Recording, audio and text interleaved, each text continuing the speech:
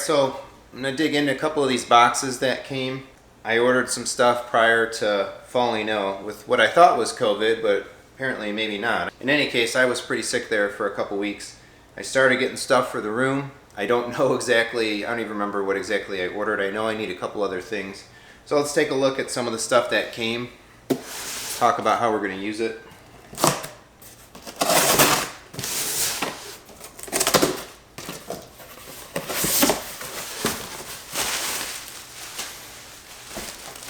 So we have some panels here. I found these on Amazon. Weeby Top decorative acoustic panels. I'll probably do a separate video on these. I don't remember how much they actually cost. They're 12 by 12 and you get 2, 3, 4, 5, 6, 7, 8, 9, 10. You get a dozen of them for about $25. Not quite a half an inch thick, but unlike some of the maybe cheaper foam panels that are available on Amazon that maybe don't do quite so much, I think these were a better buy. So this type of panel, I already put some on the the glass panels of the entry doors to the theater. I got a few of these actually, a couple dozen, maybe more in this other box. But this is what I'm going to be putting behind the acoustically transparent screen. As you have speakers behind an AT screen, there's a little bouncing around of some of the sound. Not all the sound makes it through the screen material. And you have sound also now coming at the screen, getting through the screen. So you want to try to kill that based on everything that I've seen and everything that I've read. And I think this is a good way to go in order to do that. So once I get the speakers in, I'll basically stick a bunch of these panels on the wall, kind of up and around them in the space behind the screen. So a couple dozen of those. And I think too, just on the side of this door over here is my mechanical room. If you listen close, you might hear some noise coming from there right now. It's wintertime, of course, here in Michigan. It's actually really cold. I've got the furnace running, the humidifier is running, I can hear the water and all that on the other side of this door, but the theater is just over here. And I really want to try to kill the sound in that room. I don't want to hear that mechanical noise. It's been, the whole time we've been in the house, I can hear it, and I want to try and get it gone. So given the price of these, I think I'm going to be inclined to maybe drop a couple $100 and buy a whole bunch of them and just throw them all over that room on the inside. See if I can get some of that noise contained in there.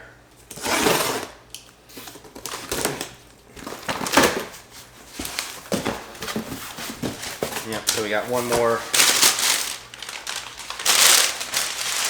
more box. I ordered 4 dozen essentially, so this will be enough to take care of the space behind the screen for sure, and then give me some to start putting in that room there. Now I thought I had bought some spray adhesive. I guess I'll have to go back and look at my Amazon history because I'm not seeing any boxes with the actual spray adhesive.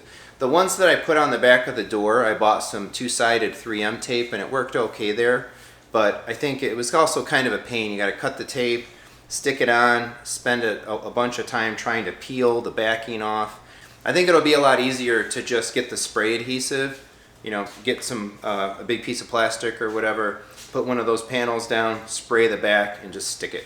And that'll work a lot better there, I think. Let's take a look at the GIK panels. These are the grid fusers, and there should be 2 sets of these.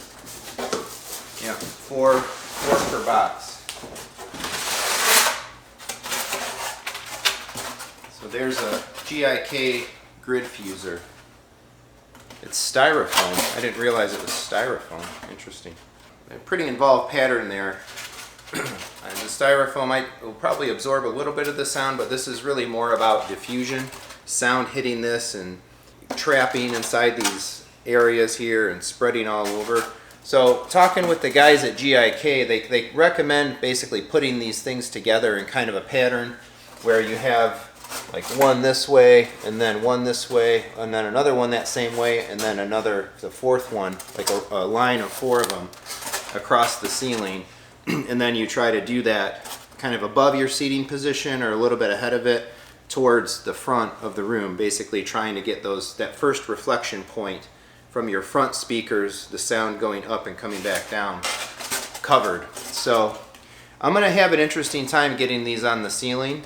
I've got some other stuff on the ceiling. I'm going to have the 4 Focal ICW 6 speakers going in there. So I've got to maneuver these around those. I've got the recessed lights in the room. I got to maneuver around those. So I don't think I'm going to be able to make a tight pattern of these. I did buy 2 sets, right? So there's another box of them here, 2 boxes of 4. They're about 2 by 2, a little under 2 foot by 2 foot. So I'm going to be able to cover a pretty good bit of the ceiling, but I might have to kind of do a row and then a little more forward. The center channel is probably the one that I'm most interested in making sure I hit that front deflection point for dialogue clarity and that sort of thing. So yeah, we'll see how it goes. The one thing I do need to do, obviously I'm not putting white panels on the ceiling, so these need to be painted. And the guys at GIK, or the folks at GIK, what they said is you can basically brush them or you can spray them. However, if you're going to spray them, you can't use a regular, I guess, aerosol style spray paint. You need a water-based spray paint. And with a little bit of quick research, I did find on Home Depot a black matte water-based spray. I think it'll be easier or easiest to go ahead and do a spray. Just set this guy on a milk crate and spray it up. But of course there's 8 of these to spray. It's probably going to take multiple coats. This is going to take a while. So probably one of those things where I basically do them one at a time or a couple at a time. You know, get the first coats going, get that done, get the one up on the ceiling, and go like an assembly line style where I've got different ones at different stages. So I presume the styrofoam is the reason why you have to use the water-based spray paint, because if you used a chemical-based paint, probably react with the styrofoam and eat it up. And I guess the last thing we want is melting styrofoam melting styrofoam dripping down on us, right? What do you think? What do you mean? I don't know. You think these look cool? A little bit. Yeah. You help me paint them? Sure. It could be like a race car track. A race car track? And then you can sit here, here, here, and here. Yeah. But there's no turns. Right. Yeah, you could have some fun with these probably, huh? So we've got the other one in here. 1, 2, 3, 4. Let's go ahead and put this back in here. Definitely don't want the cats chewing that stuff up. So another thing that started coming in, I decided to do, I hadn't talked about this in the prior videos, and I'll go into some more detail on it to come. But I'm also tweaking some of my cabling. I figure if I'm spending more money, higher quality stuff, I've been using monoprice cables, I want to put a little more money into my cabling. And so after a bunch of research, one of the things that I seen referenced in some other videos and online and whatnot is Mogami is a really great cable brand, like studio level wiring and cables. Japanese company. They actually make cables, but they make wire, and other companies make cables as well. So I went ahead on Amazon and I put in a big old order of a bunch of these World's Best brand cables. So World's Best uses Mogami wire, a couple different versions of it, as well as wire from some other companies too. But I chose the Mogami 2549 wire for the interconnects that I bought, and for the most part Nutric connectors as well. So most of these cables were about 20 bucks plus or minus a couple dollars depending on the length.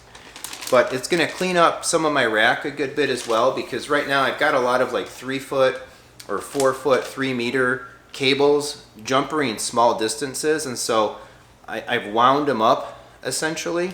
And that's probably not so great. You take a wire and make a bunch of loops out of it, you're essentially making an antenna, essentially inviting interference. There's one of the new critters. So these cables I bought at very specific lengths. I've got some half footers, I've got some 1 footers. So for the Zone 2 audio, coming out of the preamp into one of the triad rack amps, that's a really short run. Into the next triad rack amp, that's a really short run. And then down into the Parasound amplifiers, that one's a little bit bigger. But I can get away, I'm hoping to get away with like the 6-inch cable, the 12-inch cable, take all of that looped up wiring out of the rack. So I bought a couple different RCA cable pair lengths. for that, and I bought a bunch of XLRs as well. I'm going to change out my Monoprice Premier XLRs between the Anthem and the Parasounds with the world's best Mogami 2549 XLRs. You got about 20 bucks or so a piece. And same thing there, instead of having all 3-meter cables in the XLRs, so I bought the 1 foot, 2 foot, 3 foot, and 4 foot lengths. I'm only going to need 3 of them. And I was measuring, and I think I'm borderline on a couple of them, so I figured, well, it's Amazon, it's free returns, so I'll buy the multiple lengths. And ideally, if I can use the 1 foot to the first amp, the 2 foot to the next one, and the 3 foot to the bottom amp, that'll be great, and I'll have the least amount of leftover wire or wire to spool up and whatnot, and then I can just return the 4 footers. But if I measured off a little bit and I need the longer length, well then great. I'll use the 2, 3, and the 4, or the 1, 3, and the 4. Basically, whichever one I don't use, I'll return it. So I did the same thing with the RCAs.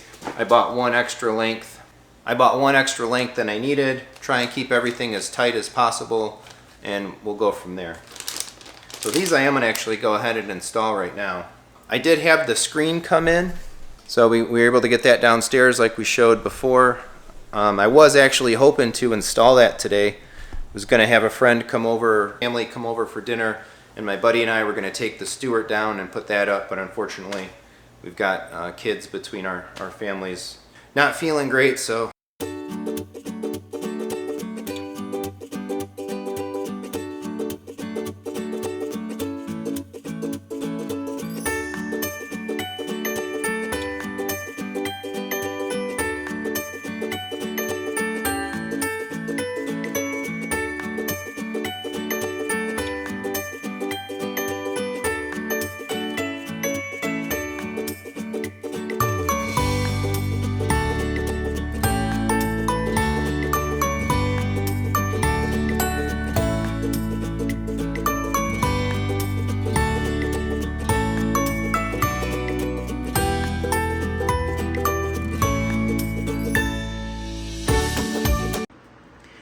Alright, so here's a look at the Mogami cables, or the world's best cables, Mogami with the Nutric RCAs. These are directional cables, so they put the little flags on them showing you which direction is which, and a little Velcro strap putting them together. So that's the 6-inch, the half-footer for the living room audio. And again, here's what I was stuck kind of doing, wrapping up all this extra cable in these loops, which I don't think is really great for picking up noise and interference and so on. I'm really trying to push getting the noise floor of my speakers down. We'll see if this helps. The little nice jumper cable, so much better. I got my handy dandy hand lights on that I got for Christmas. Makes working behind the rack so much easier when it's on your hands and not just a headlight.